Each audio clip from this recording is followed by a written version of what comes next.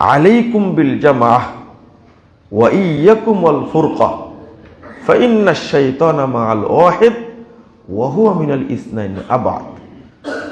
আপনারা প্রশ্ন করতে পারেন যে দুইজন থাকলেও তাদের মধ্যে মিল থাকা লাগবে, এক থাকা লাগবে। তার দলিল 2165 নম্বর হাদিস তিরমিজির মধ্যে এসেছে। রাসূল সাল্লাল্লাহু আলাইহি ওয়াসাল্লাম বলছেন যে তোমরা ঐক্যকে আঁকড়ে ধরে থাকো। আলাইকুম বিল জামা, এটা তোমাদের উপর ফরজ, আবশ্যক। ওয়া ইয়াকুম আল ফুরকা, আর বিভক্তি থেকে অনেক দূরে থাকো। অর্থাৎ কোনো মানুষ মুসলিম উম্মাহ থেকে দূরে চলে গেছে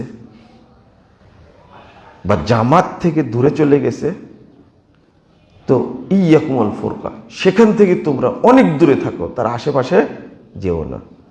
এরপরে বলছেন ফাইন্না শাইতানা মাআল ওয়াহিদ, কারণ শয়তান একজনের সাথে থাকে। ওয়া হুয়া মিনাল ইসনাইন আবাদ, দুইজন থেকে শয়তান অনেক দূরে থাকে। যেখানে দুইজন থাকে ওখানে শয়তান যায় না। সম্মানিত মুসল্লিবৃন্দ, মুসলিম উম্মার ঐক্য এবং তার মর্যাদা, এ বিষয়টা নিয়ে খুতবায় আলোচনা করব ইনশাআল্লাহ। ওয়া মা তাওফীকি ইল্লা বিল্লাহ, আলাইহি তাওয়াক্কালতু ওয়া ইলাইহি উনীব। ঐক্য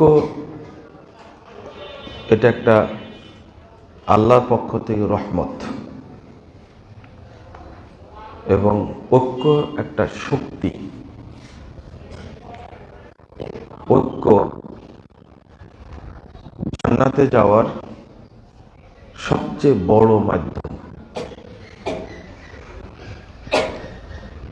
রাসূলুল্লাহ সাল্লাল্লাহু আলাইহি ওয়াসাল্লাম বলছেন, আলা উখবিরুকুম বিআফযালা দারাজাতিন মিনাস সিয়ামি ওয়াস সালাতি ওয়াস সাদাকাহ, তোমাদেরকে কি বলে দেব সালাতের, সিয়ামের, সাদাকার চেয়েও মর্যাদাপূর্ণ আমল কোনটা? তাহলে সালাত, সিয়াম, সাদাকার চেয়েও, যাকাতের চেয়েও উত্তম কোনো আমল আছে? 4919 নম্বর হাদিস আবু দাউদের মধ্যে এসেছে। রাসূল সাল্লাল্লাহু আলাইহি ওয়াসাল্লাম বলছেন, ইসলাহু যাতিল বাইন, উভয়ের মধ্যে যখন মন কষাকষি হবে, যখন বিচ্ছিন্নতা সৃষ্টি হবে, বিভক্তি সৃষ্টি হবে, ঠিক ওই মুহূর্তে ঐক্যবদ্ধ করে দেওয়া সালাত, সিয়াম, যাকাতের চেয়েও উত্তম বা বেশি নেকিপূর্ণ আমল হিসেবে গণ্য হবে এটা। তো যখনই মুসলিম উম্মাহ ঐক্যবদ্ধ থাকবে, তখন আল্লাহ তাদের উপরে রহমত নাজিল করবেন, বরকত নাজিল করবেন, এবং তাদের, মুসলিমদের মধ্যে যত খারাপে আছে, অকল্যাণ আছে, সেইগুলো আল্লাহ দূর করে দেবে। মানে এর মর্যাদা এত বেশি। কিন্তু আমরা ঐক্যবদ্ধ জীবন যাপন, ঐক্যবদ্ধভাবে চলা, এই গুরুত্বটা আমরা বুঝি না, আমাদের মধ্যে নাই, এবার এটাকে পছন্দও করি না। এমনকি বলতে বলতে বলতে বলতে রাসূল সাল্লাল্লাহু আলাইহি ওয়াসাল্লাম শেষ পর্যন্ত বলছেন যে 3 জন ব্যক্তিও যদি থাকে কোনো অঞ্চলে, তাহলে তাকেও ঐক্যবদ্ধ থাকতে হবে। 2 নম্বর, 2 জনও যদি থাকে তবুও তাদেরকে এক থাকতে হবে। এমনকি কোনো জঙ্গলে যদি 3 জন মানুষ থাকে বা 2 জন মানুষ থাকে, তারা যদি জামাতে সালাত আদায় না করে, আল্লাহ বলছেন, রাসূল সাল্লাল্লাহু আলাইহি ওয়াসাল্লাম বলছেন, আল্লাহ তাদের উপরে শয়তানকে বিজয়ী করে দেন। কোনো অঞ্চলে কোথাও কোনো এক অঞ্চলে গেছেন আপনি, সেখানে লোকজন নাই, মনে করেন সফরে গেছেন, তো ওখানে 2 জন লোক আছেন বা 3 জন লোক আছেন, 3 জন লোক থাকলেও জামাতেই সালাতটা পড়তে হবে, না পড়লে শয়তানকে আল্লাহ লেলিয়ে দিবেন। দায়িত্ব কে নিয়েছেন? আল্লাহ দায়িত্ব নিয়েছেন। শয়তানকে আল্লাহ তাদের উপরে কি করবেন? লেলিয়ে দিবেন। সূরা যুখরুফ 36 নম্বর আয়াত, 37 নম্বর আয়াত আল্লাহ বলছেন, ওয়া মা ইয়াশু মিনার রহমান মিন যিকরির রহমান নুকাইয়িজ লাহু শাইতানা ফাহুয়া লাহু করিন। যে ব্যক্তি আল্লাহর জিকির থেকে দূরে থাকলো, আজান হয়েছে মসজিদ আসলেন না, আল্লাহ বলছেন নুকাইয়িজ লাহু শাইতানা, আমি তার জন্য একজন শয়তান নিযুক্ত করি। আল্লাহ কি আল্লাহ দায়িত্ব পালন করেন না? এর দায়িত্ব কে নিয়েছেন? আল্লাহ। আমি তার জন্য শয়তান নিযুক্ত করি, ফাহুয়া লাহু করিন। আল্লাহ বলছেন তখন শয়তানি তার মূল সহচর হয়ে যায়, শয়তানি তার দলনেতা হয়ে যায়, ওর উপদেশটা কে হয়ে যায়? শয়তান। অভিভাবক কে হয়ে যায়? শয়তান। শয়তান তখন তার অভিভাবক হয়ে যায়। নাউযুবিল্লাহ, আস্তাগফিরুল্লাহ। এত কঠিন কথা। নুকাইয়িজ লাহু শাইতানা ফাহুয়া লাহু করিন। আমি আল্লাহ তার জন্য একজন শয়তান নিযুক্ত করি, আর শয়তানই তখন তার অভিভাবক হয়ে যায়। তখন আল্লাহ আর অভিভাবক থাকে না। রাসূলুল্লাহ সাল্লাল্লাহু আলাইহি ওয়াসাল্লাম বলছেন, এমনকি বর্তমান হাদিসগুলো আপনি মিলিয়ে নেন, মুহাম্মদ রাসূলুল্লাহ সাল্লাল্লাহু আলাইহি ওয়াসাল্লাম কেন বলেছেন? এখন ইন্টারনেটের যুগ, বাড়িতে ওয়াইফাই আছে, আপনারই হাতে একটা অ্যান্ড্রয়েড ফোন আছে, আপনার ছেলের হাতে একটা আছে, সে একা এক রুমে থাকে, সে ইন্টারনেট নিয়ে ঘাটাঘাটি করতে করতে কোথায় যাবে, কোন মেয়ের সাথে, আপনার মেয়েটা কোন ছেলের সাথে ফোনে যোগাযোগ করবে, এটা কি বুঝতে পারবেন আপনি? কিন্তু ওই ঘরে যদি তার আর এক বোন থাকে, ওই ভাইয়ের সাথে আর এক ভাই থাকে, তখন সে খারাপ কাজে নামতে একটু হলে কি করবে? চিন্তা করবে। এই জন্য একটা ঘরে একা একজন থাকাটা হাদিসে নিষেধ। কারণ সে অপকর্মে জড়িয়ে পড়তে পারে। আর এখন ফোনের যুগ তো, তাই না? আপনার ছেলেটা কত মেয়ের সাথে সম্পর্ক রাখে আপনি জানেনই না, মেয়েটা কত ছেলের সাথে সম্পর্ক রাখছে জানাই নাই। কি কারণে? সব জানে এই 1.5 ইঞ্চি জিনিসের এটা, এই বেটা মোবাইল, ও কিন্তু সব জানে, ওর মধ্যে সব রেকর্ডিং করা আছে। তো এটা একটা সামাজিক অবস্থান থেকেও বোঝা যাচ্ছে একা থাকলে তাকে কে ধরে? শয়তান ধরে। ফাইন্না শাইতানা মাল ওয়াহিদ, একা থাকলেই শয়তান তাকে ধরবেই। কত কুচিন্তা আসবে। আপনি চিন্তা করছেন আমার ছেলে মনে হয় তাহাজ্জুদ পড়ার চিন্তা করছে, আসলে কি তাহাজ্জুদ পড়ার চিন্তা করে না? প্রশ্নই আসে না। হাদিসটাকে আপনি মেনে নেবেন, আপনার মনের বিরুদ্ধে হলেও প্রথমত ঈমান আনবেন। একটা হাদিস বুঝতে কোনো কোনো মুহাদ্দিসের 30 বছর সময় লাগছে, আবার কখনো কখনো বুঝতেই পারেননি, শেষে বলছে কি আমানতু বিহ, আমি হাদিসের প্রতি ঈমান আনলাম, কিন্তু আল্লাহ রাসূল কেন বলেছেন এটা বুঝতে পারলাম না। কিন্তু ঈমান আনতে হবে। আপনার সেই বুদ্ধিটুকু নাই, বুঝটুকু নাই, তাকে হাদিসটা আপনি মেনে নেন, 1 নম্বর। 2 নম্বর, এই হাদিসের আলোকেই ইমাম সুফিয়ান আস-সাউরি রাহিমাহুল্লাহ তিনি বলছেন যে ইযা বালাগা কান রাজুলিন সাহিবি সুন্নাতিন বিল মাশরিক ওয়াল আখার বিল মাগরিব, তোমার কাছে যদি এমন সংবাদ পৌঁছে যে পৃথিবীর পূর্ব প্রান্তে একজন আহলুল হাদিস বা সালাফি আকীদার লোক আছে, আর একজন আছে পৃথিবীর পশ্চিম প্রান্তে, এই খবরটা যদি পৌঁছে, ফাবাস ইলাইহিমা বিসসালাম ওয়াদউ লাহুমা, তাহলে তুমি তাদের কাছে সালাম পৌঁছাও, এবং তাদের জন্য দোয়া করো যে আমার দুই ভাই পৃথিবীতে আছে। বাংলাদেশে না, ঢাকায় না, আপনি আছেন বাংলাদেশে, আর এক ভাই আছে, জানতে পেরেছেন কোথায়? সেই পৃথিবীর পূর্ব প্রান্তে চীনে আছে, আর এক ভাই পশ্চিম প্রান্তে সেই শেষ সীমানায় আমেরিকায় কোনো জায়গায় আছে। আপনি জানতে পারলেন। যদি সম্ভব হয় সালাম পাঠাবেন, আর যদি সম্ভব না হয় কি করবেন? দোয়া করবেন, আল্লাহ তুমি আমার এই দুই ভাইকে কি করো? হেফাজত করো। এরপরে কি বলতে জানেন? মা আকাল্লা আহলা সুন্নাহ ওয়াল জামাআহ।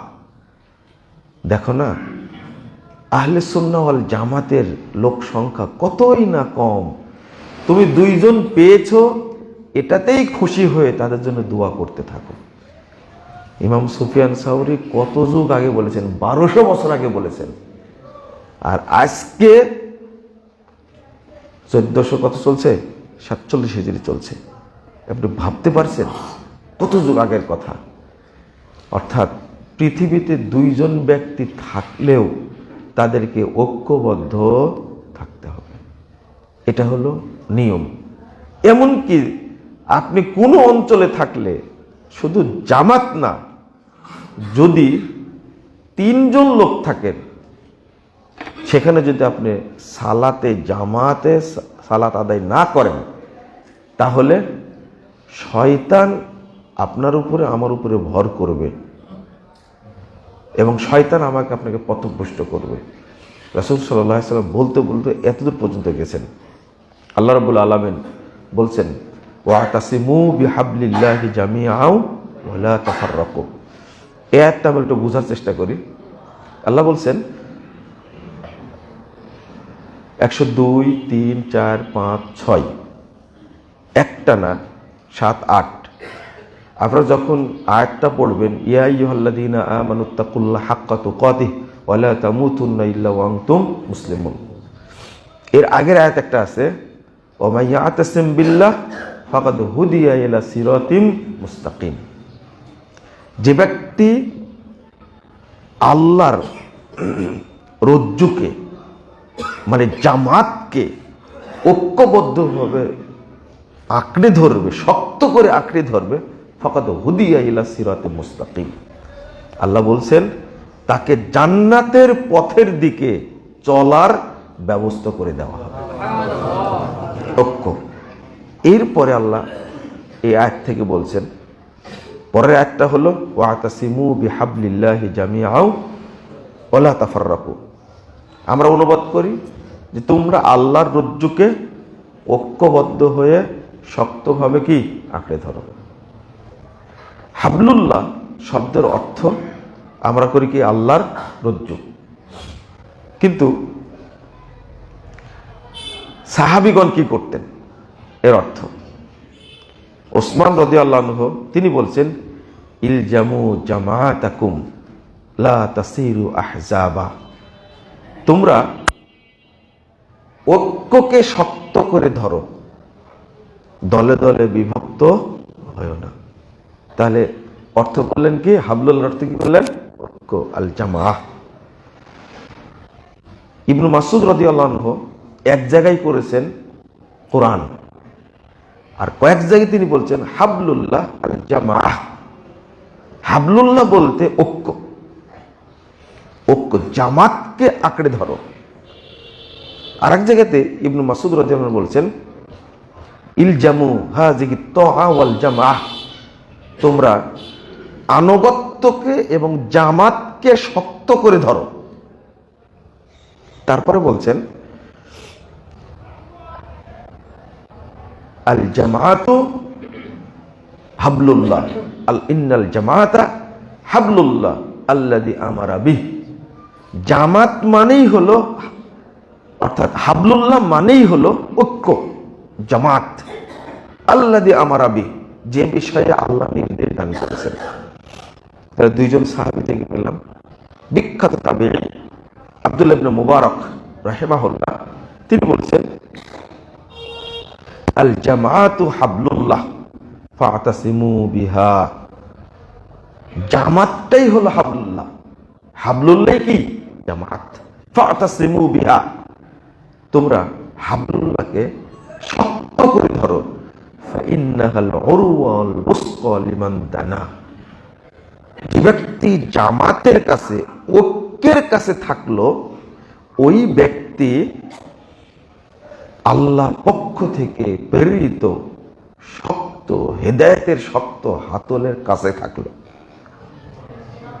মানে জামাতকে, মুসলিম ঐক্যকে আল্লাহ এত গুরুত্ব দিয়েছেন যে গুরুত্বটা সম্পর্কে আমাদের জানা নেই, আমরা ভাবিও না যে এর গুরুত্বটা কতটুকু।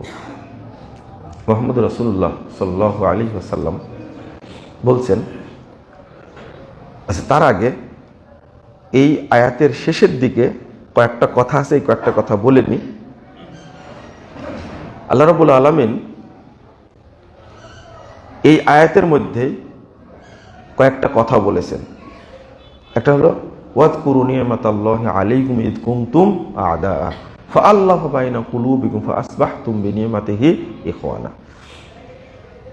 তোমরা স্মরণ করো আল্লাহর নিয়ামত, যখন তোমরা পরস্পরের শত্রু ছিলে, আল্লাহ তোমাদের মধ্যে কি তৈরি করে দিয়েছেন? ভ্রাতৃত্ব, ঐক্য তৈরি করেছেন। ফাআসবাহতুম বিনি'মাতিহি ইখওয়ানা, পরে তোমরা ভাই ভাই হয়ে গেলে। ওয়া কুনতুম আলা শাফা হুফরাতিন মিনান নার, অথচ তোমরা জাহান্নামের একবারে কিনারায় ছিলে, আর অল্পের জন্য তোমরা জাহান্নামে পতিত হওনি, হয়েই গেছিলে। ফাআনকাযাকুম মিনহা, আল্লাহ সেখান থেকে তোমাদের কি করেছেন? মুক্ত করেছেন, আল্লাহ হেফাজত করেছেন।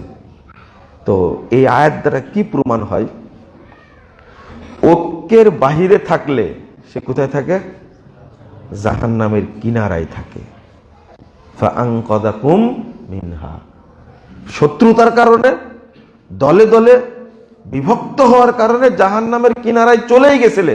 ফাআনকাযাকুম মিনহা, আল্লাহ সেখান থেকে তোমাদের কি করেছেন? মুক্ত করেছেন, নাজাত দিয়েছেন।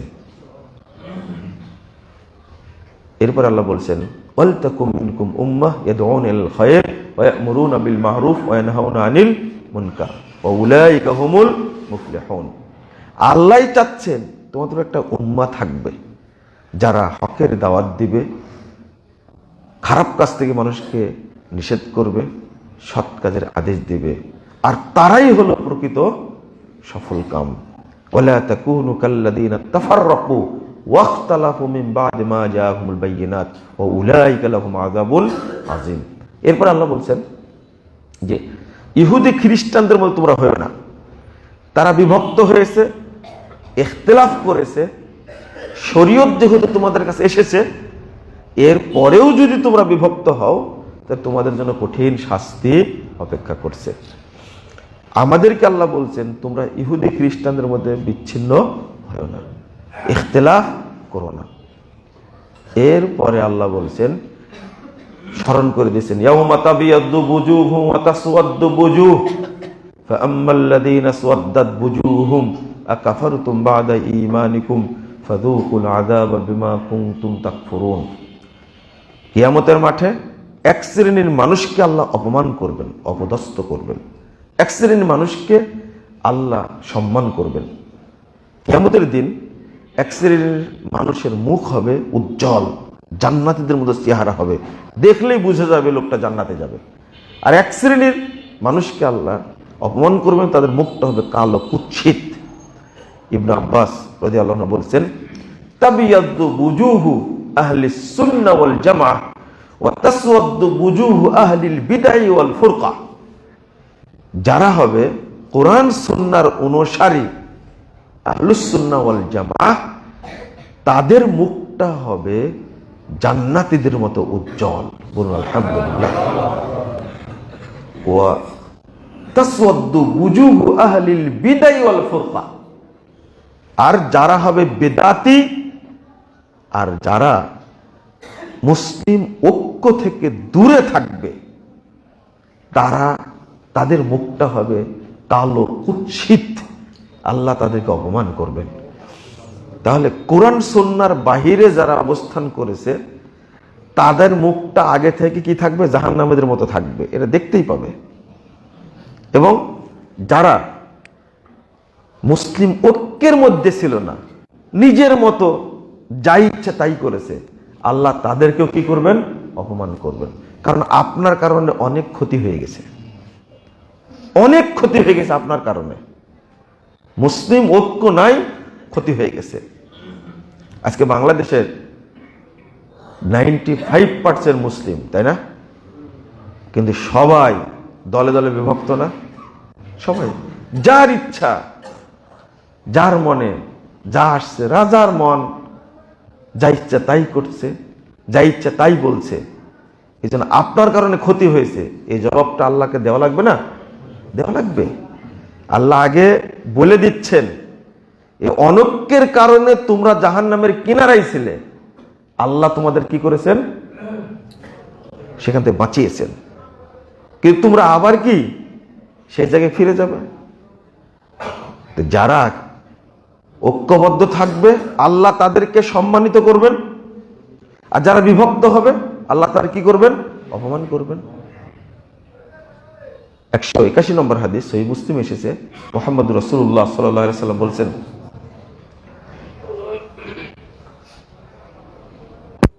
ইজা দাখালা আহলুল জান্নাহ আল জান্নাহ, জান্নাতীরা যখন জান্নাতে প্রবেশ করবে,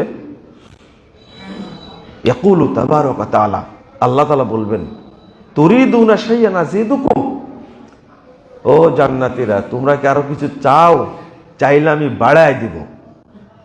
জান্নাতীরা বলবে, তো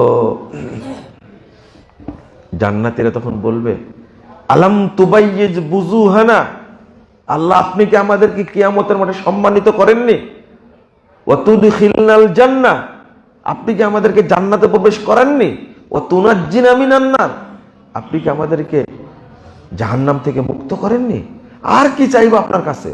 তাহলে বোঝা যাচ্ছে যে আল্লাহ কিয়ামতের মাঠে তাদেরকে অসম্ভব সম্মান দান করবেন। তাই জান্নাতে গিয়ে স্বীকার করছেন, আলাম তুবাইয়িজ বুজুহানা, আল্লাহ আপনি কি আমাদেরকে সম্মান দান করেননি? সবাই অপমানিত হয়েছে, আমাদের কি করেছেন? সম্মান দিয়েছেন। ওয়া তুদখিলনাল জান্নাহ, আমাদেরকে জান্নাত দিয়েছেন। ওয়া তুনাজ্জিনা মিনান নার, আমাদেরকে জাহান্নাম থেকে মুক্ত করেছেন। আমরা আর কিছু চাই না। রাসূল সাল্লাল্লাহু আলাইহি ওয়াসাল্লাম বলতে ফায়াকশিফুল হিজাব, এই কথা শোনার পরে আল্লাহ রাব্বুল আলামিন তার মাঝে আর জান্নাতীদের মাঝে পর্দা, আল্লাহ সেই পর্দাটা খুলে দিবেন। রাসূল সাল্লাল্লাহু আলাইহি ওয়াসাল্লাম বলতে ফামা উতু শাইয়ান আহাব্বা ইলাইহিম মিনান নাদারে ইলা রাব্বিহিম আযজা ওয়া জাল, জান্নাতে যত কিছু নিয়ামত দেওয়া হয়েছে সবচেয়ে বড় নিয়ামত হলো আল্লাহ রাব্বুল আলামিনকে দেখা। আল্লাহকে তারা দেখতেই থাকবে। আল্লাহ এত সুন্দর, আল্লাহ এত সুন্দর, জান্নাতীরা কলপ ফেলবে না আল্লাহকে দেখার সময়, এতই সুন্দর আল্লাহ। আল্লাহু আকবার। আল্লাহ যেন আমাদেরকে কবুল করে নেন। আমরা আল্লাহকে দেখতে চাই, ইনশাআল্লাহ দেখব। আল্লাহ বলছেন, ওয়া রিদওয়ানুম মিনাল্লাহি আকবার, এই আল্লাহকে দেখা, আল্লাহর দিদার, আল্লাহর সাক্ষাৎটা হলো মুমিনের জন্য সবচেয়ে বড় নিয়ামত। এর চেয়ে বড় নিয়ামত আর কিছুই নাই। জান্নাতীরা এত কিছু পাওয়ার পরেও আল্লাহকে তো এখনো দেখেইনি। আল্লাহ কত সুন্দর। তবে কিয়ামতের ময়দানে জান্নাতীরা আল্লাহকে দেখবেন অন্য সূরাতে, অন্য সূরাতে দেখবেন, কিয়ামতের মাঠেও দেখবেন, কাফেররাও দেখবে আল্লাহকে, কাফেররাও কি দেখবে, কিন্তু অন্য সূরাতে দেখবে। কিন্তু জান্নাতে পাবো আল্লাহর কি আসল সূরাত। আল্লাহ যেন আমাদের কবুল করেন, আমিন। আমি কেন হাদিস ওই আয়াতটার হাদিসটা মিলাই দিলাম, আমাদেরকে কিয়ামতের মাঠে সম্মানিত হতে হবে, সম্মান পেতে হবে। কোথায়? কিয়ামতের মাঠেই। যেন কবরে আমাদের শাস্তি না হয়, হাসরে যেন কষ্ট না হয়, ফুলসিরাত যেন আমরা আল্লাহর রহমতে পার হতে পারি। এই সফলতাগুলো একটা একটা করে ধাপের পর ধাপ আসতে থাকে। আমার এই কথাগুলো বলার উদ্দেশ্য হলো, অন্য জায়গায় আসছে যে হুমুল মুনাফিকুন, যারা মুসলিম ঐক্য থেকে বেরিয়ে যায় তারা কি মুনাফিক, তারা মুনাফিক। আর একটা হাদিস আসছে, দেখেন হাদিসটা কত কড়া, বুখারীতেও আসছে, তিরমিজিতেও, নাসাইতেও আসছে, 4020 নম্বর হাদিস। আল্লাহ রাসূল বলছে, ইন্না শাইতানা মা মাল ফারাকাল জামা ইয়ারকুজু। তার আগের হাদিস হলো ইয়াকুনু ফি উম্মতি হানাতুন ওয়া হানাত, আমার উম্মতের মধ্যে অচিরেই দেখতে পাবে এইটা নিয়ে ইখতিলাফ, ওইটা নিয়ে সমস্যা, ওইটা নিয়ে সমস্যা। এরপরে বলেছেন ফামান আরাদা আন ইউফাররিকাল আমরা হাযিল উম্মাহ ওয়া হিয়া জামি ফাজরিবুহু বিস-সাইফ। যদি তোমরা দেখতে পাও কোনো ব্যক্তি ঐক্যবদ্ধ একটা উম্মতকে বিভক্ত করার চেষ্টা করছে, বুঝতে পারলে তাকে তরবারি দিয়ে আঘাত করে হত্যা করা থাকে। বিভক্ত এখনো করেনি, শুধু কি করার চেষ্টা করছে, বুঝতে পারলে তাকে তরবারি দ্বারা কি করো, আঘাত করো। আরেকটা আসছে, একজন ব্যক্তির নেতৃত্বে আছেন উম্মাহ, অথচ ফামান আরাদা আন ইউফাররিকা আমরা ওয়াহিদিন, একজন ব্যক্তির নেতৃত্বে চলছে, ঠিক ওই মুহূর্তে যদি কেউ আরেকজন চেষ্টা করে বিশৃঙ্খলা করার, ফাজরিবুহু বিস-সাইফ, তাকে তরবারি দিয়ে মেরে হত্যা করো। কাইনান মান কান, ওই ব্যক্তি যে পর্যায়েরই হোক না কেন। বুঝেন না মনে, তাই না? কাইনান মান কান, ওই ব্যক্তি যে মর্যাদারই হোক না কেন, তাকে কি করো, হত্যা করো। আমরা সর্বোচ্চ কি করি, বহিষ্কার করি, তাই না? সর্বোচ্চ কি করি, বহিষ্কার করি। কিন্তু নবীর আদেশ কি, ফাকতুলুহু কাইনান মান কান ফাজরিবুহু। একটা হলো তার পিঠের দাঁড়া ভেঙে দাও, আর একটা হলো তাকে তরবারি দ্বারা হত্যা করো। এরপরে বলছেন, জানো না, ইন্নাশ শাইতানা মা মাল ফারাকাল জামা ইয়ারকুজুহু, কারণ শয়তান তার সাথে থাকে যে জামাত থেকে বাহিরে থাকে, ঐক্য থেকে কি বাহিরে থাকে। ইয়ারকুজুহু, শয়তান তার পিছনে লাথি মারতে থাকে, লাথি মারতে মারতে কোথায় নিয়ে যায়, জাহান্নামে। মান সাজ্জা সাজ্জা ফিন্নার।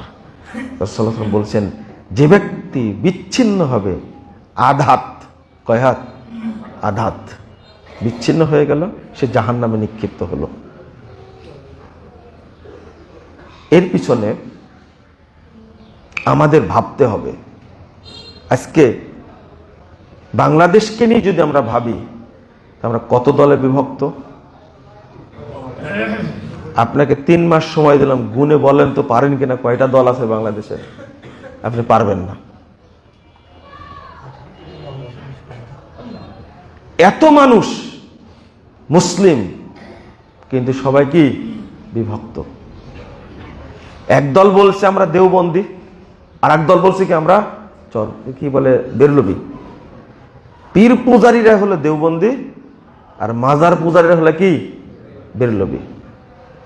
পূজা দুইটাই, পূজা কি দুইটাই।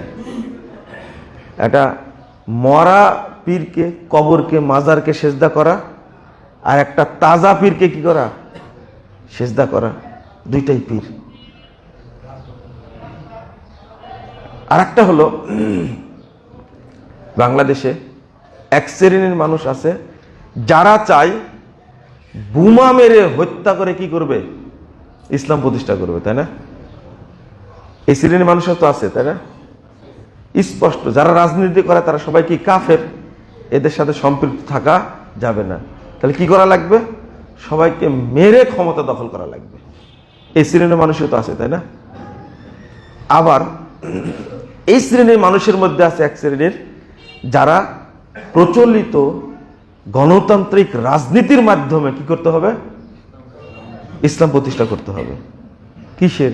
প্রথম কথা হলো আমার, তারা কি ইসলাম বুঝে? এখন বর্তমান বাংলাদেশের রাজনীতিতে হাদি হারাই গেছে, তাই না? এতদিন হাদিকে নিয়ে কি করেছে? পূজা করলো না? এখন হাদি কি হয়ে গেছে? হারাই গেছে, নাই। ফ্যাসিবাদও কি হয়ে গেছে? হারাই গেছে। সব সময় ফ্যাসিবাদ ফ্যাসিবাদ ফ্যাসিস্ট ফ্যাসিস্ট বলতো না, এখন তো শোনা যায়, এটাও নাই। কারণ তাদের ভোটও দরকার, বুঝেননি? তাদের ভোটও কি দরকার। 24-এর আগে, 5ই আগস্টের আগে তারা ছিল কি? ফ্যাসিস্ট। আর এখন তারা কি হয়ে গেছে?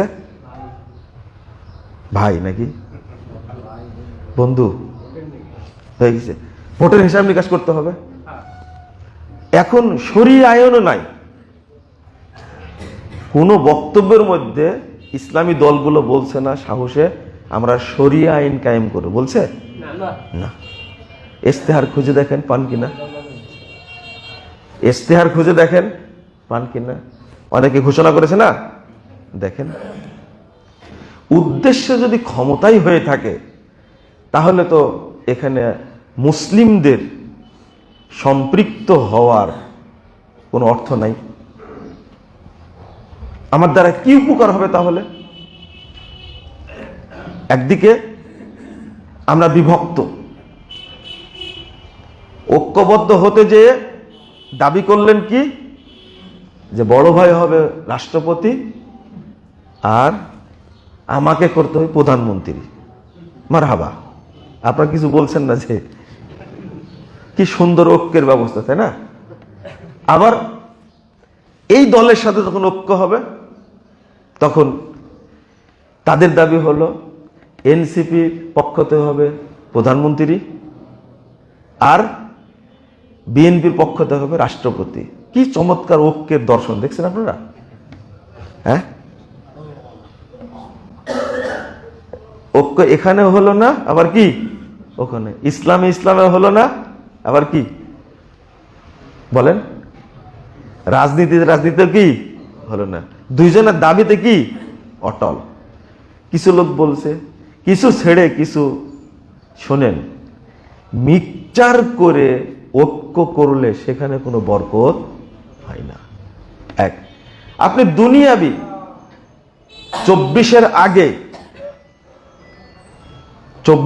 আগে রাজাকার শব্দটা ছিল না, ছিল? 24-এর পরেও ছিল না। সবাই কি একাকার ছিলাম। কিন্তু যখনই ক্ষমতার দ্বন্দ্বে এক হতে পারলাম না তখন হয়ে গেল রাজাকার আর চাঁদাবাজ, তাই না? দুইটা ভাগ হয়ে গেলাম। এখানে কিনা ঐক্য নাই। এই যে বিশ্রী অবস্থা বিরাজ করছে, মানে যখনই আপনি এই সমাজ নিয়ে চিন্তা করতে যাবেন তখন আপনার অবস্থানটা কি হবে, তাই না? আপনার অবস্থানটা কি এখানে? আবার কেউ কেউ স্মরণ করা দিচ্ছে, কারণ কি সুন্দর করে চরমনের পীর সাহেব বলছে আমেরিকান দূতাবাসে গিয়ে আমাদেরকে কি জঙ্গি বানায় আসছে। আমি বলি আপনি পান আর পানের ঘটি নিয়ে ব্যস্ত থাকেন, এদিকে কান দেওয়ার কি দরকার, তাই না? আপনি পান নিয়ে ব্যস্ত থাকেন। আর কয়জন মুরিদ হলো এটা নিয়ে চিন্তা করেন আপনি। আবার রাজনৈতিক দলগুলো বলছে যে জামাতের আমির কূটনৈতিক, সেই ইন্ডিয়ান কূটনীতিকের সাথে গোপনে মিটিং করলেন অসুস্থ অবস্থায়। মিটিংটা কি হলো প্রকাশ করলো না কেন? আর ওই যে আমেরিকান দূতাবাসের যে রেকর্ড ওয়াশিংটন পোস্ট থেকে যে পরে ছাপানো হলো, তাতে সব থলের বেড়াল কি বেরিয়ে গেল, তাই না? এই যে সমীকরণ যেটা চলছে, বলেন তো দেখি, দেশপ্রেমিক কে আছে আর ইসলামপন্থী কে আছে? আমাকে বুঝান দেখে। সব ক্ষমতার পাগল, জনতা না ক্ষমতা, ক্ষমতা ক্ষমতা। একটা সুন্দর একটা স্লোগান ছিল না মাঝখানে, হ্যাঁ, ক্ষমতা না জনতা। স্লোগান কি? জনতা জনতা। এখন হয়ে গেছে কি জনতা না ক্ষমতা, ক্ষমতা ক্ষমতা, তাই না? এই যে মানে আপোষ না সংগ্রাম, বলতো কি সংগ্রাম সংগ্রাম, এখন হয়ে গেছে সংগ্রাম না আপোষ, আপোষ আপোষ। আমি এইগুলো বলে আপনাদের কি বুঝাতে চাইলাম বলেন তো দেখি? এখনো বলিনি, এখন বলবো। এখন কি বলবো? এই জন্য এগুলো আপনারা মনে করেন যে হুজুর মানুষ এগুলো বলছে, কেউ কেউ গায়ে ঘিন ঘিন করছে, খুতবায় দাঁড়িয়ে এগুলো বলার কথা না। যে বলছে তাকে ড্রেনের পানি দিয়ে গোসল করাতে হবে আগে, আপনাকে ড্রেনে নামাতে হবে। আপনাকে খুতবায় দাঁড়িয়ে কি হায়েজ নেফাসের শুধু গল্প হবে? আপনার কামড়া কামড়ি করবেন। একজন বলছে কে কি চুরি করেছে, পদ্মা সেতু চুরি করেছে, মুজাফফর এই বক্তব্য দেয় কেন? ও আপনারা চুরি করবেন আর আমি বলতেও পারবো না? হ্যাঁ, আপনি মানুষ হত্যা করবেন আমি বলতেও পারবো না? আপনি দেশ বিক্রি করে দিবেন বলতেও পারবো না? আপনাদের দেশের ক্ষতি হয় কেন? আপনি কিসের শিক্ষিত মানুষ? আপনি অভিশপ্ত মানুষ একজন। খালি কুলুপলে ফোঁতা শেখাবো আপনাকে? হ্যাঁ, কয় কদম হাঁটতে হবে সেই ফোঁতা শেখাবো? যান টঙ্গীর মাঠে যান, ওখানে যাই শিখেন। আপনি সাভার মসজিদে কেন? আপনি আমাদের বড় প্রবলেম হলো এই জায়গায় আপনি 1 নম্বর শত্রু। আপনি কথা বলতে দেন না, ন্যাংটা হয়ে গোটা দেশ বিক্রি করে দিবেন আর আমরা কথা বলবো না? হুমকি দিচ্ছে। রেডি থাকেন, 12 তারিখের পরে আবার জেলে যেতে হবে। ব্যাগপত্র গুছিয়ে রাখেন, 12 তারিখের পরে আবার জেলে যেতে হবে। আমি বললাম আমি এখনই রেডি, নিয়ে যান ব্যাগপত্র। আমার সবসময় কি থাকে? রেডি করাই থাকে। কাকে ভয় দেখায় জেলের? একটু চিন্তা করছেন আপনারা? হ্যাঁ, 3 মাস 22 দিন ছিলাম জেলখানায়। আল্লাহর কসম করে বলছি, একদিনও মাথায় চিন্তা আসেনি যে ক্রস ফায়ারে মেরে ফেলে দেবে। কোনোদিন চিন্তা আসেনি মাথায়। আল্লাহ আমার মাথায় চিন্তা দেনি, দিলে আরো ঘাবড়ে যেতাম না। আমি আল্লাহর কসম দিয়ে বলছি, 4 মাস 4.5 মাস জেল খাটার মধ্যে একদিনও চিন্তা হয় না আমার মাথাতে। কেন আসে না? বহুবার খুঁজেছি। এতদিন জেলখানায় থাকলাম, রিমান্ডে থাকলাম, আমার মাথায় ক্রস ফায়ারের কথা আসলো না কেন? কোনোদিন আসেনি। আর আমাকে জেলখানার ভয় দেখান। আমার কিছু আছে? আমি মরলে কি হবে? কিচ্ছু হবে না জাতির। আমি মরলে হয়তো আল্লাহ, আমি পারিনি, না পারার কারণে আল্লাহ রাব্বুল আলামিন আরো 100-1000 মুজাফফর তৈরি করে দিবেন। পাগলের স্বর্গে বসবাস করে আর আমাকে জেলে যাওয়ার ভয় দেখেন আপনি? রাম ছাগল কোথাকার। ভালো হয়ে যান, ভালো পথে আসেন। কথাগুলো কেন বলছি? আরে ভাই, একটা জানাজা রাসূল সাল্লাল্লাহু আলাইহি সাল্লামের তরিকায় পড়তে জানে না, তারা ইসলামী রাষ্ট্র প্রতিষ্ঠা করবে? সম্ভব এটা? তাও বলছেন উপমহাদেশের সবচেয়ে বড় আলেম, বড় জাহেল। আপনি কি মনে করেছেন? আমার আক্ষেপ এই জায়গাতে, তারেক রহমান এতদিন লন্ডনে থাকলেন, জানাজার দোয়াটা পড়ে মুখস্থ করতে পারলেন না, এটা আমার আক্ষেপ। যদি ভাড়াটে মোল্লাকে না দিয়ে নিজে জানাজা পড়তেন সুন্নাত অনুযায়ী, কত ভালো হতো না? হ্যাঁ, আচ্ছা চাইলেই কি জানাজায় এত মানুষ নিয়ে আসা যাবে? মরেন তো আপনি, একই দিনে 10,000 মরেন, দেখ কয়জন জানাজায় আসে? একটা মানুষের জানাজায় 60-70 লক্ষ লোক নাকি অংশগ্রহণ করেছে। আর জাহেল মুলবি এমন ভাবে জানাজা পড়লো, সূরা ফাতিহা পড়ে না। আর বলছে কি জানেন? সূরা ফাতিহা লাগে না, সানা লাগে। তাহলে হ্যাঁ, সানা লাগে, সূরা ফাতিহা লাগে না, কিন্তু সানা ঠিকই লাগে। সানা পড়া ফরজ। আস্তাগফিরুল্লাহ, কেমন জাহেল। আর বলছে কেন সূরা ফাতিহা লাগবে? রুকু নাই, সেজদা নাই, তো ওযু কেন লাগবে? রুকু নাই, সেজদা নাই। এতদিন বুঝতাম না যারা ওযু ছাড়া কেন জানাজা পড়ে। এই দিন বুঝলাম যে কেন ওযু ছাড়া জানাজা পড়ে না। বহু লোক ওযু নাই, জানাজা পড়ছে। তার মূল কারণটা কি? যেখানে ইসলামের জায়গাতে কত ভিতরে বিদ্বেষ প্রচার করে দিচ্ছে মাইকে, আগে সানা পড়বেন, তারপরে কি দরুদ, তারপরে কি সূরা ফাতিহা। কি কামড়ায় বললে সমস্যাটা কি ছিল? কেন হাদিস পড়েননি? সালাতে বিশ্বাস করেন না, সালাত না এটা। আরে সালাত না হলে সালাম কেন? সালাত না হলে কেবলা কেন? সালাত না হলে ওযু কেন? দোয়া হলে ওযু লাগে? দোয়া হলে কেবলা লাগে? দোয়া হলে সালাম লাগে? কোন জাহেলকে বুঝাই গেল? আপনারা, আমরা যে জায়গায় আছি বন্ধুরা আমার, আমি এই বিশ্লেষণে এসে ওই শ্রেণীর কিছু মানুষ চাই যারা একমাত্র তাওহীদকে প্রাধান্য দেবে, তাওহীদকে প্রাধান্য দেবে। কেউ নীতির উপরে টিকতে পারছিল না, অন্তত দেশের স্বার্থে কিছু মানুষকে মনে করছিলাম যে নতুন দল, আসল কথা বলছে, নতুন দল হলো এনসিপি, তারা যদি তাদের নীতির উপরে দাঁড়ায় থাকে।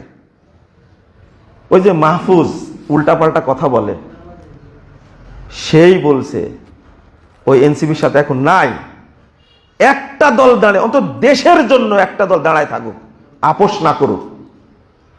আরে সময় লাগে। হাদি বলছে, উসমান হাদি বলছে আমাদের টার্গেট 50 বছর। 1.5 বছরের আগে এনসিপি বিক্রি হয়ে গেছে, হয়নি? 1.5 বছর। কিসের চেতনা? মনে করছিলাম এরা যদি থাকে অন্তত বাংলাদেশের জন্য দুর্নীতিটা যাবে। এই যে হাসনাত আছে, দাঁড়ায় আছে এখনো, কোন দিন ওকে মেরে ফেলে দিবে। টার্গেট তো এটাই, হাদিকে দিয়েছে। ওর মতো সুজা এখন পর্যন্ত কেউ নাই, সব বিভিন্ন কাজে জড়িয়ে গেছে, তাই না? আপনি তো বুঝেন। ধৈর্য ধারণ করেন। আমাকে বলছেন যে আর কতদিন তাওহীদের দাওয়াত দিবেন, মন্ত্রী হবেন কোন দিন?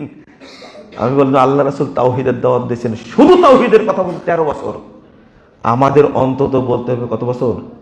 1300 বছর। তিনি নবী ছিলেন, আমরা কি নবী? 1300 বছর। বাঁচবেন কয়দিন? বাঁচবে 60 বছর। কারা দাওয়াত দিবে? আরেকজন তৈরি হবে। তাওহীদের পাগল না ক্ষমতার পাগল? ও বলেন তো দেখি। আমাকে বলছে তাওহীদের দাওয়াতে শুধু দিয়ে যাবেন, এমপি হবেন কোন দিন, মন্ত্রী হবেন কোন দিন, রাষ্ট্রপতি হবেন কোন দিন? আমি বললাম আপনারাই মন্ত্রী হয়ে রাষ্ট্রপতি হয়ে কি করেছেন সেটা বুঝান। কেন আগে মন্ত্রী ছিলেন? আপনারা মন্ত্রী হয়ে তৈরি করলেন কি?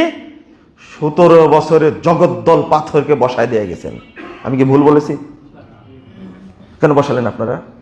এরপরে এসে জামাত ইসলামের সমস্ত বড় বড় নেতাকে ফাঁসিতে ঝুলায়া গোষ্ঠী শেষ করে দিল। কি করেছেন আপনারা? জিজ্ঞেস করেন মির্জা ফখরুল সাহেবকে, মন্ত্রী হয়ে এমপি হয়ে রাষ্ট্র চালায় কি করেছে? একটা অসুস্থ মহিলাকে দেশের বাইরে নিয়ে যেতে পারেননি, নিজের নামেই 750 মামলা হয়ে আছে। কি করলেন তাহলে মন্ত্রী হয়ে এমপি হয়ে? আমরা কিছু করিনি, আপনারা কিছু করেন? আগের কথা বলছি আমি, এখন না। বন্ধুরা আমার, 53 বছর মায়ের খেয়েছেন সিরিয়ায় মোহাম্মদ জুলানি আল সারা, মনে পড়ে? কয় বছর মার খেয়েছে? 60 সাল থেকে মার খাচ্ছে। 2000 কত সালে এসে? 24 সালে এসে সিরিয়া বিজয় হলো। আপোষ করেছে কারোর সাথে? 70 সাল থেকে ক্ষমতা নিয়ে বাশার আল আসাদ পরে আর হাফেজ আল আসাদ, এই দুই বাপ বেটা শুধু আলেমই মারছে 10,000। 6 লক্ষ মানুষকে হত্যা করেছে। কিন্তু তারা কি আপোষ করেছিল? পরবর্তীতে কি হলো? কি বাশারের মূর্তিকে পেশাব করে দিচ্ছে, তাই না? আর বাশার ফিরতে পারবে? তালেবানের সাথে আমাদের সম্পর্ক নাই। আমরা তালেবানকে মাজার পূজারী, কবর পূজারী তারা, এজন্য আমাদের সাথে আহলে হাদিসের সম্পর্ক নাই। আহলে হাদিসদের প্রতিষ্ঠানগুলো বন্ধ করে দিয়েছে, মসজিদগুলো বন্ধ করেছে তালেবান। আফগানিস্তানে আহলে হাদিসের দাওয়াত বন্ধ করে দিয়েছে। সবচেয়ে বড় আলেম শেখ মুতাওয়াক্কিল, তাকে তালেবানরা হত্যা করেছে। তার বড় ছেলে বড় আলেম, তাকেও হত্যা করেছে। সব বন্ধ। এরপরে তালেবানদের কথা কেন বলতে জানেন? তালেবানরা সংগ্রাম করেছে, আপোষ করেনি। আমেরিকা পারেনি তার সাথে। আপনারা ইসলামপন্থী মুসলিমরা, আপনার একটা সুযোগ ছিল 24শে আগস্টের পরে, সেই সুযোগ আমরা কাজে লাগাতে পারিনি। আমরা আবার সেই মুরগি দিয়ে দিছি কাকে? শিয়ালকে বর্গা দিয়ে দিছি। পারতাম। রক্ত দিছে কারা? যারা রাষ্ট্র চালাচ্ছে এখন। তাদের কারো সন্তান মরেছে? তাদের ভাই মরেছে? রক্ত দিছে ইসলামপন্থীরা, মুসলিমরা, আলেম উলামারা, কিন্তু রাষ্ট্র চালাচ্ছে কারা? নাস্তিকরা। আমরা কি করলাম? শুধু একটাই কারণ, আমরা ঐক্যের মঞ্চে বসতে পারিনি। কিয়ামতের যে শাস্তি হবে ওটা অনুভব করেন দুনিয়াতে যে শাস্তি ভোগ করছে 95% মুসলিম, আমাদের মধ্যে ঐক্য নাই। তবে একদিন আসবে ইনশাআল্লাহ, আমি স্মরণ করে দিই, একদিন আসবে, কিছু মানুষ তৈরি হবে, তাওহীদের উপরেই এ দেশ চলবে ইনশাআল্লাহ। এগুলো কিচ্ছু থাকবে না, শুধু কিছু মানুষ তাই যাদের দোয়া আল্লাহ কবুল করবেন। শিরিকের সাথে, তাগুতের সাথে কোনো আপোষ নাই, এটা মনে রাখবেন। আপোষ না করে যদি ইসলামপন্থীরা ঠিক জায়গায় থাকতো, 91 সালে 18টা সিট পেয়েছে জামাত ইসলাম, 96 এসে পাইছে মাত্র 3টা, ভাগ হয়ে গেছে। 1 সালে এসে পেয়েছে কয়টা? 17টা, জোট করার পরেও দেখেন এবার কতটা পাই। ইসলামপন্থীরা এতই চুলকানি ভিতরে, একদল আরেকদল কাফের বলছে না? আর আহলে হাদিস পেলে মসজিদগুলো ভেঙে দিয়ে দিবে, তাই না? কি চমৎকার ব্যাপার, একজনও সহযোগিতা করে না। মসজিদ বন্ধ রাখছে এখনো, ব্রাহ্মণবাড়িয়ার মসজিদ এখনো বন্ধ রাখছে। কোন দলের কাছে গিয়ে আমরা সহযোগিতা পাইনি মসজিদটা খোলা হোক। বরং আহলে হাদিসরা কি করেছে? কি সুন্দর করে জামাত ইসলাম প্রচার করে, আহলে হাদিসরা আওয়ামী লীগ হয়ে গেছে। আওয়ামী লীগ হলে আপনার সমস্যা কি? ইসলামী মূল্যবোধের সরকারের সময়ে 1 সাল থেকে যখন 6 সালে রাষ্ট্র চালাইছেন, আপনারা মন্ত্রী ছিলেন, তখন ডক্টর গালেবের মতন বিখ্যাত একজন আলেমকে কেন জঙ্গির মামলা দিলেন, হত্যা মামলা কেন দিলেন আপনি? আওয়ামী লীগ হলে সমস্যা কি আপনার? তবে বেগম খালেদা জিয়া মারা গেছে, তাকে ধন্যবাদ দিতে হয়। গালিব স্যার জেলখানাতে বের হওয়ার পরে খালেদা জিয়া, তার শুভবুদ্ধির উদয় হয়েছে, তিনি লোক পাঠিয়ে, গিফট পাঠিয়ে ওই আলেমদের কাছে ক্ষমা চেয়েছেন। তার প্রতি আমার শ্রদ্ধা নাই, শ্রদ্ধা এক জায়গাতে। তিনি এটা বুঝলেন কি করে তার কাছে ক্ষমা নিতে হবে? রাজশাহী পাঠিয়ে দিয়েছেন, যাও গিফট দিলাম, তাকে বলো আমার ভুল হয়েছে, আমাদের ক্ষমা করে। এবং গ্রেফতার হয়েছে যে কায়দায়, পরবর্তী নিয়ন্ত্রণের বাইরে চলে গেছে, আমার কিছু করার ছিল না। কারা করলো গ্রেফতার? আমি তো বুঝলাম না। আহলে হাদিসরা আওয়ামী লীগ হয়ে গেছে, একদল বলছে কাফের, বলছে না আহলে হাদিসরা কাফের। আহলে হাদিসরা বাংলাদেশের কাউকে কাফের বলেছে কাউকে কাফের? আপনি একটু চিন্তা করেন তো দেখে। আমরা হতাশ, বরং ক্ষমতার স্বাদ পেলে বাংলাদেশে আহলে হাদিসদের অবস্থা ওই রকমই হবে যেভাবে হয়েছে কোথায়? আফগানিস্তানে। একবারে পুরো আহলে হাদিস মসজিদ ঠিক সব বন্ধ করে দিবে, বড় বড় সম্মেলন বন্ধ করে দেয়। কেন বন্ধ করে সম্মেলন? আমি বিএনপির এক প্রার্থীকে বললাম একদিন মঞ্চে বসে থাকেন, আমি বক্তব্য দেব, ঝেড়ে বক্তব্য শহরে। ভোটের সময় আহলে হাদিসদের কাছে আসেন, মঞ্চে এসেছেন, আহলে হাদিস মসজিদ বন্ধ থাকলে ফোন দেন না কেন? বলতে পারেন না? মসজিদ আল্লাহর ঘর, এই বাংলাদেশে তারাও নাগরিক। তাদের যদি মন্দিরে থাকতে পারে, গির্জা থাকতে পারে, আহলে হাদিস মসজিদ থাকতে পারবে না কেন? ভাঙবে কেন? ডিসি মসজিদ ভাঙবে কেন? কেন পদক্ষেপ নেবে না? আহলে হাদিস আলেমদের উপর আক্রমণ হয়, কেন পদক্ষেপ নেওয়া হয় না? আহলে হাদিসরা রোহিঙ্গা, তাই না? সংখ্যালঘু, তাই না? আল্লাহর কাছে দোয়া করি, আল্লাহ তুমি এই দেশটাকে তাওহীদের দেশ হিসাবে কবুল করে নাও। একদিন হবে এই মাজার পূজার ব্যবসা থাকবে না, এই কবর পূজার ব্যবসা থাকবে না। মুসলিমরা একদিন তাওহীদ গ্রহণ করবে। যেহেতু ব্রিটিশ বিরোধী আন্দোলনে আহলে হাদিসরা সফল হয়েছে, বাংলাদেশেও ব্রিটিশদের প্রতিষ্ঠিত আইন ভেঙ্গে চুরমার করে তাওহীদই প্রতিষ্ঠিত হবে ইনশাআল্লাহ। ওর আদতে কারো তাগুতের পূজা চলবে না, শিরিকের পূজা চলবে না। আমরা একটা নিরাপদ, সন্ত্রাস মুক্ত, মাদক মুক্ত, তাগুত মুক্ত তাওহীদের বাংলাদেশ চাই। আল্লাহ তুমি আমাদের আবেদন কবুল করো, আমিন। যাদের মাধ্যমে আমাদের আশা পূরণ হবে, আল্লাহ তুমি তাদেরকে কবুল করো, তাদেরকে শক্তিশালী করো। আমরা জানি না কার মাধ্যমে উপকার হবে, তুমি ভালো জানো। আমরা চাই একদিন এই দেশ শাসন করবে তাওহীদপন্থী লোকেরা ইনশাআল্লাহ। আল্লাহ তুমি আমাদের সকলকে কবুল করো। আল্লাহ তুমি আমাদেরকে ঐক্যবদ্ধ করে দাও, আমিন। আল্লাহ তুমি এই দেশের মানুষের যাদের আকীদা খারাপ তাদের আকীদা সংশোধন করে দাও। যারা তাওহীদ বুঝেন আল্লাহ তাদেরকে তাওহীদের বুঝ দান করো আল্লাহ রাব্বুল আলামিন। যারা এই দেশে শিরিক বিদআতের পক্ষে কথা বলে, জাহিলিয়াতের পক্ষে কথা বলে, আল্লাহ তুমি তাদেরকে হেদায়েত দান করো। আল্লাহ তুমি তাদেরকে তাওহীদ বুঝার তৌফিক দান করো। আল্লাহ তুমি এই দেশকে নিরাপদ এবং তাওহীদের দেশ হিসাবে কবুল করে নাও, আমিন ইয়া রাব্বাল আলামিন। বারাকাল্লাহু ফিকুম ওয়া জাযাকুমুল্লাহু খাইরা।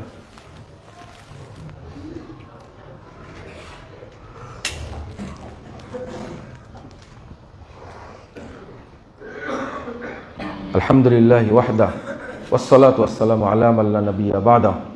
আল্লাহুম্মা সাল্লি আলা মুহাম্মাদিন ওয়া আলা আলি মুহাম্মাদ কামা সাল্লাইতা আলা ইব্রাহিম ওয়া আলা আলি ইব্রাহিম ইন্নাকা হামিদুম মাজিদ। আল্লাহুম্মা বারিক আলা মুহাম্মাদিন ওয়া আলা আলি মুহাম্মাদ কামা বারাকতা আলা ইব্রাহিম ওয়া আলা আলি ইব্রাহিম ইন্নাকা হামিদুম মাজিদ। রব্বানা আতিনা ফিদ দুনিয়া হাসানাহ ওয়া ফিল আখিরাতি হাসানাতাও ওয়া কিনা আযাবান নার। আল্লাহুম্মা ইগফির লানা ওয়া লিল মুমিনিনা ওয়াল মুমিনাত ওয়াল মুসলিমিনা ওয়াল মুসলিমাত ওয়াল আহইয়াই মিনহুম ওয়াল আমওয়াত। আল্লাহুম্মা আইজ্জাল ইসলাম ওয়াল মুসলিমিন। আল্লাহুম্মা আইজ্জাল ইসলাম ওয়াল মুসলিমিন।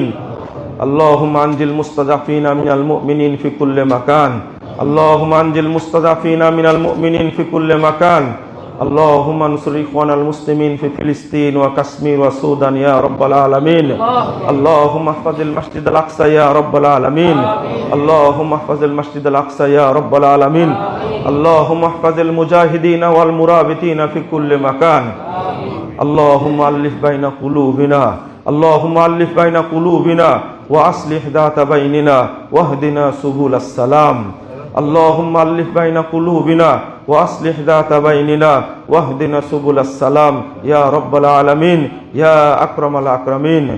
اللهم عن الكفرة والفجرة والمبتدئة واليهود والنصارى والمشركين اللهم شكك شملهم ومزق جمعهم وخرب بنيانهم ودمر ديارهم وأنزل بهم بأسك الذي لا ترده عن القوم المجرمين.